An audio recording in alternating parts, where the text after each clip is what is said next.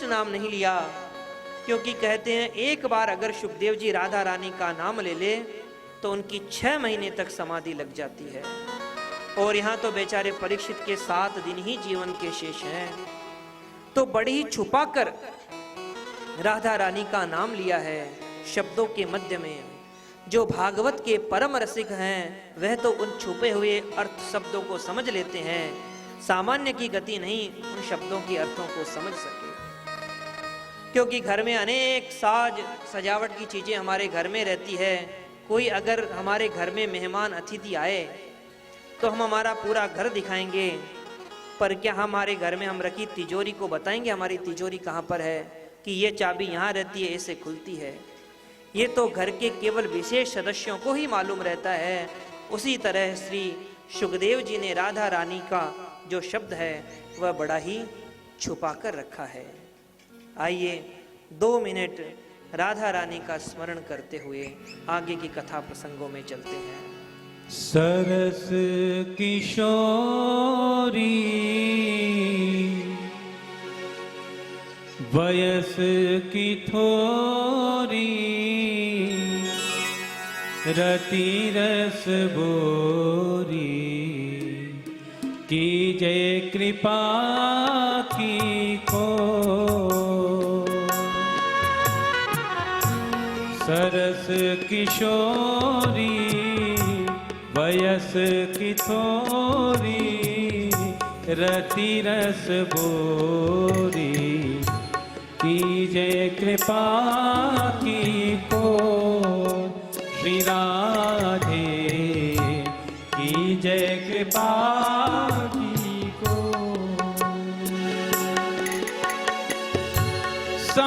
साधनहीन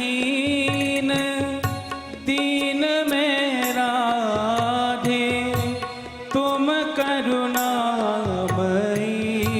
प्रेम अगाधे। साधनहीन दीन में राधे तुम करुणामयी प्रेम अगाधे। काके द्वारे जाए पुकारे कौन निहारे दीन दुखी की ओर। श्री राधे की जय कृपा की को।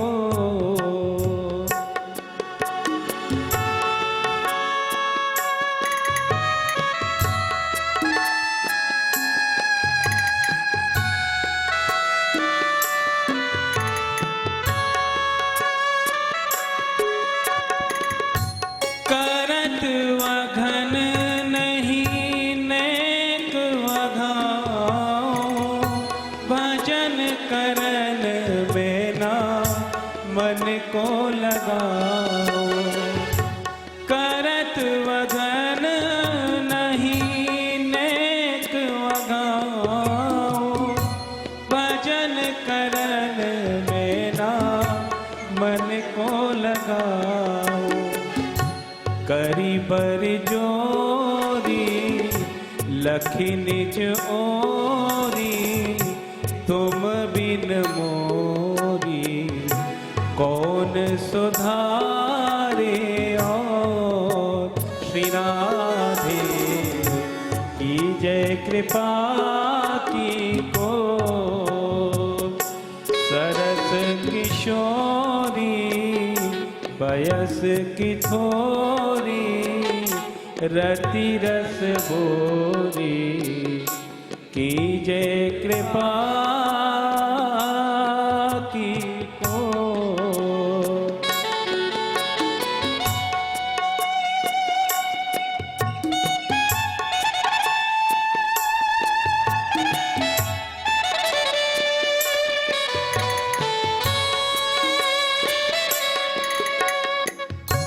गोपी प्रेम की दीक्षा दीजे कैसे हूँ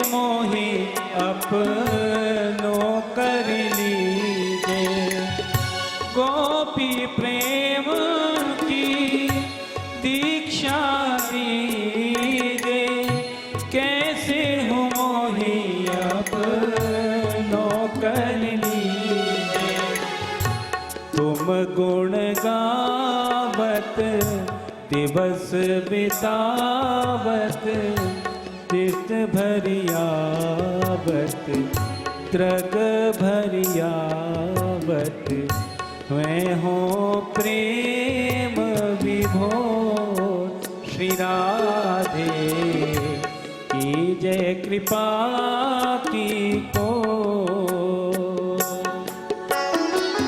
सरस किशोरी वयस की थोरी रति रस बोरी की जय कृपा की को श्री राधे की जय कृपा की को श्री राधे की जय कृपा की को श्री राधे की जय कृपा की को।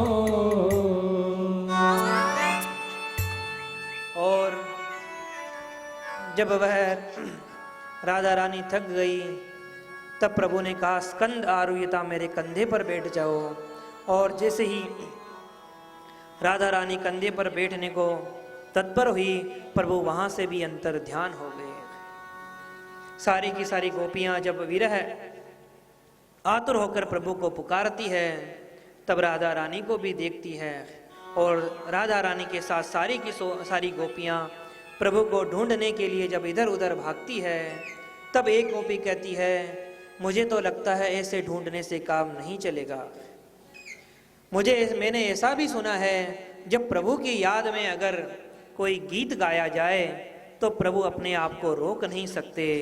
और सारी की सारी गोपियां यमुना तट पर आती है और जिस गीत में प्रभु को पुकारती है, उस गीत का नाम है गोपी गीत। कनक मंजरी छंद में है और सारी की सारी गोपियां प्रभु को पुकारती है। और कहते हैं, इसके अंतिम श्लोक को स्वयं श्री राधा रानी ने पुकारा और उसके बाद में प्रभु अपने आप को रोक नहीं पाए और वहीं प्रकट होते हैं। पर उससे पूर्व आइए हम सब भी गोपियों के कुछ भावों का दर्शन करते हुए आगे बढ़ते हैं। जयति तेधिकम् जन्मना ब्रजः श्रयत इंदिरा शश्वतत्र हि दयित दृश्यता दीक्षुतावका स्त्वयि धृता सब स्वां विचिन्वते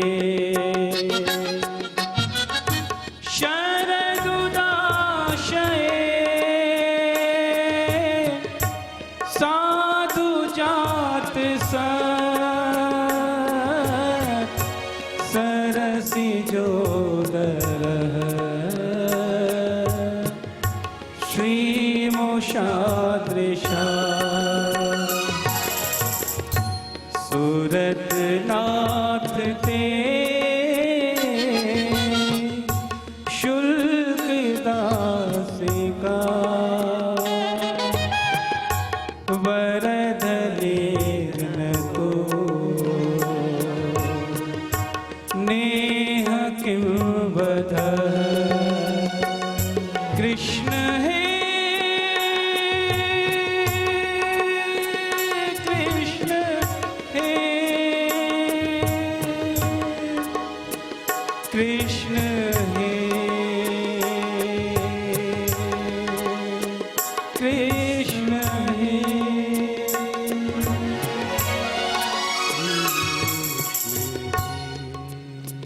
गोपियां कहती है, प्रभु जयते तेधिकम्, जब से आपका जन्म इस व्रज भूमि पर हुआ है, इसका महत्व तो वैकुंठ से भी अधिक बढ़ गया है। क्योंकि वैकुंठ में तो जो पुण्यात्मा है, मोक्ष प्राप्त जिन्होंने कर लिया, उन्हीं की गति है।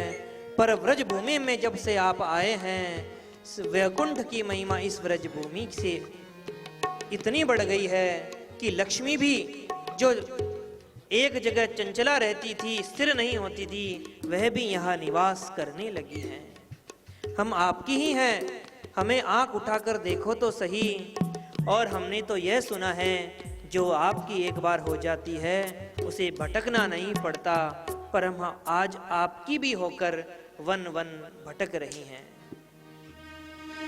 आप अपनी इस विरह सुर की अग्नि में हमें क्यों जला रहे हैं? जब भीषण दावाग्नि हमारे व्रज में लग गई थी, तब आपने ही रक्षा करी। बड़े बड़े असुरों से, अगासुर, बकासुर, वत्सासुर, धेनुकासुर, न जाने कितने असुरों से आपने हमारी रक्षा करी, और आज अपनी विरह अग्नि में हमें जलाकर क्यों मार डालना चाहते हैं? ये तो बात ऐसी हुई, कोई अपने बकरे को खूब खिलाए पिलाए, उसका ध्यान रखे, और पर्व आने पर उसी की हत्या कर दे। यह तो ठीक वैसी ही बात है। मानो गोपियों के हृदय में प्रभु प्रकट होकर कहते हैं, गोपियों, तुम्हारा हृदय और प्रेम मेरे प्रति उतना नहीं है, क्योंकि मेरे वियोग में तो मेरे भक्त प्राण भी छोड़ देते हैं। दशरथ जी को जब पता लगा कि मैं पुनः नहीं आने वाला हूं, तो राम राम कही राम, राम राम राम कही राम कहते हुए अपने प्राणों को त्याग दिया। गोपियां कहती है, प्रभु हम भी प्राण त्यागना चाहती हैं, पर क्या करें? हमने अमृत पी लिया है, उसका अमृत का पान करने के कारण हम चाहकर भी अपने प्राणों को नहीं छोड़ सकती हैं। कौन सा अमृत? इसी गोपी गीत में गोपियां उस अमृत की व्याख्या करते हुए कहती है। ध्यान से सुनिए, कौन सा अमृत गोपियों ने पान किया है? तब कथामृतम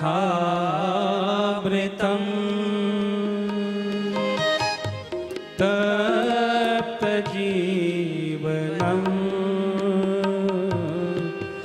कविभिरीडितम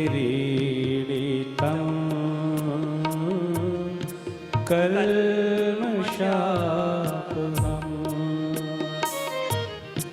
श्रवणमङ्गलम् श्रीमदाततं भुवि गृह्णन्ति ते भूरिदा जना।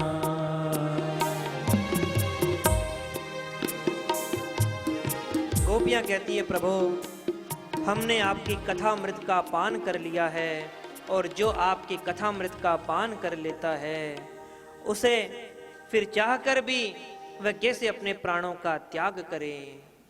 गोपियों ने विविध भांति प्रभु को याद किया, पर फिर भी जब प्रभु प्रकट नहीं हुए, तब अंतिम बार राधा रानी ने प्रभु को पुकारा और हाथ जोड़कर कहा, प्रभु हम अब आपको ढूंढने के लिए नहीं भगेंगी, क्योंकि जितना आप भग रहे हैं हम भी भग रही हैं, और इस कंठ का किरण मार्ग पर आप जब चले रहे होंगे, भग रहे होंगे हमसे बचने के लिए, तो आपके पैरों में कितने अनगिनत कांटे चुभ गए होंगे, और आपके जो हमारे जो हृदय पर आपके चरणों का वास है, और इन वक्षस्थलों पर आपके जब चरण हम ठहराते हैं, तब हमारे वक्षस्थल तो कठोर हैं, और आपके चरण इतने सुकोमल हैं कि कहीं उनको पीड़ा न, हम डर जाती हैं, और आप बिना किसी पादुका के इस जंगल में हमें से बचने के लिए भाग रही हैं।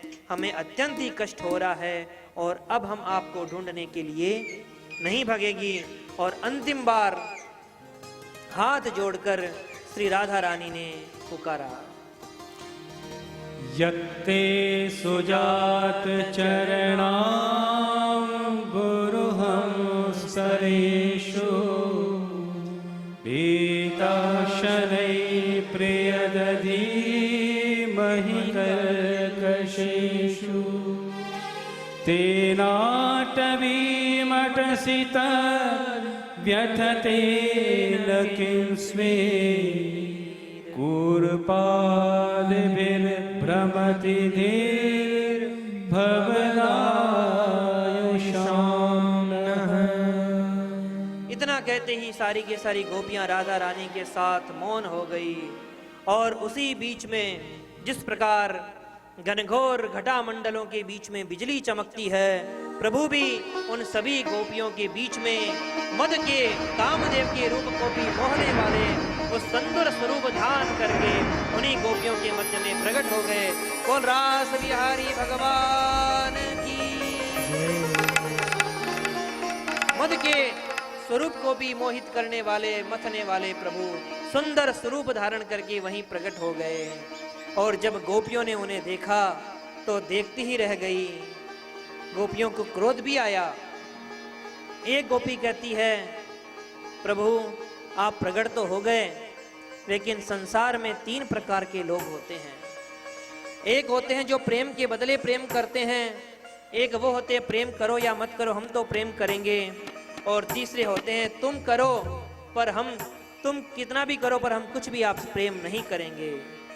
भगवान कहते हैं गोपियों, प्रेम के बदले जो प्रेम करते हैं वह प्रेम नहीं व्यवहार होता है। तुम करो या मत करो हम तो करेंगे, वो होते हैं माता पिता। और तुम प्रेम करो पर हम नहीं करेंगे, ऐसे 4 प्रकार के होते हैं। एक आप्त काम, एक पूर्ण काम जिनकी सारी मनोरथ पूर्ण हो गए हैं, तीसरा होता है कृतघ्न, और चौथा होता है गुरुद्रोही। एक तो व्यक्ति प्रेम कर रहा है लेकिन प्रेम करने वाला क्या ही सर्वस्व लूट लेता है, वह होता है गुरुद्रोही। एक गोपी बोलती है, हमें तो जो हमारे प्राण धन है वह हमें गुरुद्रोही ही लग रहे हैं। भगवान कहते गोपियों मुझे गुरुद्रोही मत कहो। गोपियां कहती है आपको गुरुद्रोही क्यों न कहें, पहले तो सुंदर वंशी बचाकर हमारे प्रेम को जागृत किया और अब फिर गायब हो गए। भगवान कहते हैं गोपियों, घर द्वार को छोड़ना बड़ा ही कठिन है। सोने की जंजीरों से निकला जा सकता है, पर घर की वेड़ियों से निकलना बड़ा ही कठिन है। बिना विप्रलंब के संयोग परिपुष्ट नहीं होता। मैंने तो जो प्रिय के मिलन की जो उत्कंठ अभिलाषा है उसको तुम्हारे हृदय के अंदर जगाया है। शीतल छाया का सुख उसे ही समझ में आ सकता है जिसने पहले धूप तपी हो। रात्रि के बिना दिन के महत्व को भी कोई नहीं समझ सकता। पहले तुम मेरे पास अवश्य गई थी, पर उस बिछड़ने के बाद अब जो मिलन हुआ है उसकी जो उत्कंठ अभिलाषा हुई है उसकी तो कोई तुलना नहीं। गोपियों, तुम्हारे इस विशुद्ध प्रेम को मैं समझ गया। मैं चाहूं तो भी तुम्हारे इस प्रेम से ऋण से उऋण नहीं हो सकता। तुम ही कृपा करो तभी मैं उऋण हो सकता हूँ। भगवान ने जब विविध भाषी गोपियों को समझाया तब गोपियां सारी की सारी बात समझ गई, और अब जितनी की जितनी गोपियां थी उतने उतने प्रभु बनकर तैयार हो गए, दमकने लगे। सुखदेव जी कहते राजन, जिस प्रकार श्याम घटाओं के बीच बिजली चमकती है वैसे ही उन गोपियों के बीच में प्रभु का स्वरूप दमकने लगा। और जिस प्रकार नन्हा बालक शीश महल में जब चला जाता है तो अपने ही अनेक प्रतिबिंबों को देखकर किसी को पकड़ने की कोशिश करता है, किसी को चूमता है, किसी के पीछे भगता है, उसी प्रकार भगवान है परमात्मा और गोपियां हैं जीवात्मा। भगवान है बिंब और गोपियां हैं प्रतिबिंब। मानो भगवान अपने ही प्रतिबिंब के साथ में यह नाच गान कर रहे हैं। यही भगवान की निष्कामता का परिचय है। और भोलेनाथ भी पधारे उस रास मंडल में प्रवेश करने के लिए। भगवान ने उन्हें वहां पर गोपेश्वर नाथ बनकर प्रतिष्ठित कर दिया, और आज भी उस ब्रज भूमि में गोपेश्वर बनकर भोलेनाथ विराजे हुए हैं। बोल गोपेश्वर भगवान की। और जहाँ पर कामारी भोलेनाथ हो वहां पर काम कभी प्रवेश नहीं कर सकता, और भोलेनाथ ने प्रवेश किया और प्रभु का अब सुंदर रास विहार प्रारंभ हो गया। आइए हम सब भी अपने मन को प्रभु की उस रासस्थली में लेकर उस आनंद का अनुभव करें। गोकुल में देखो, वृंदावन में देखो।